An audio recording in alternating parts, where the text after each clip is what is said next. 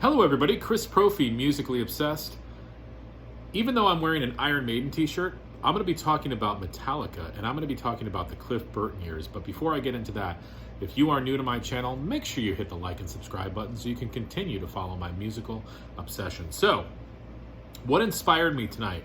Well, I pulled this out tonight, Metallica Killamal, the 1983 thrash classic. And as I was listening to it, I was like, holy shit, Metallica kicked some serious ass back in the day, and they inspired so many people.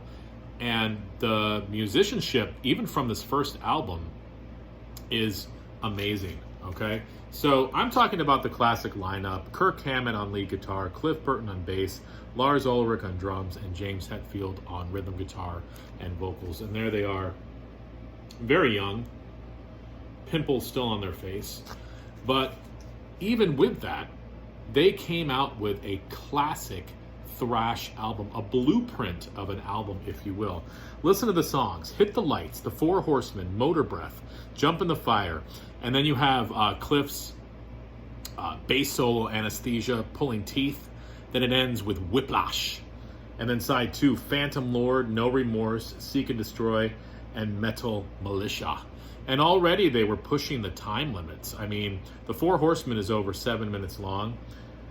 No Remorse, Seek and Destroy, and Metal Militia are all over 6 minutes, close to 7 minutes long. This was the first of many Metallica albums, 3 with Cliff, but as we know, they've gone on since then.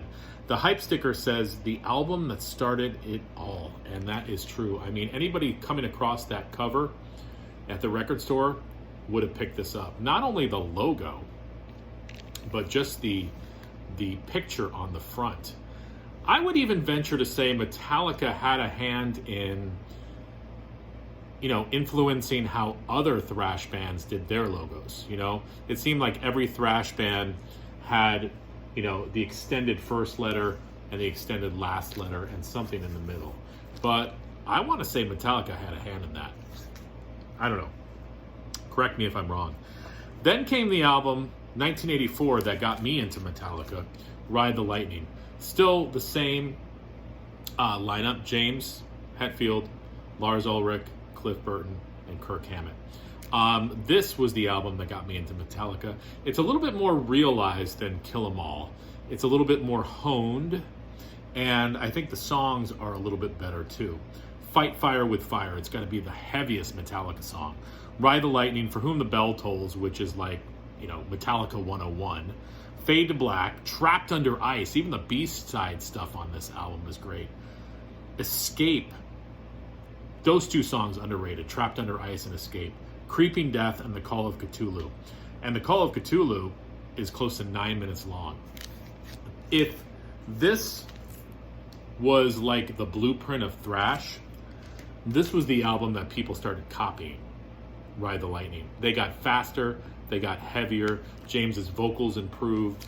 It was just a step up. And then the masterpiece. 2 years after Ride the Lightning, they came out with Master of Puppets. Okay? Look at how cool they look there. I've been watching early Metallica videos on YouTube, and I never got a chance to see them back in the day, but holy crap, did they kick some serious ass. They had that youthful energy. They could produce these songs live as well. So if anybody doubts that, go back and look at some of those older YouTube videos. But guys, Battery, Master of Puppets, The Thing That Should Not Be, which is an underrated classic for me.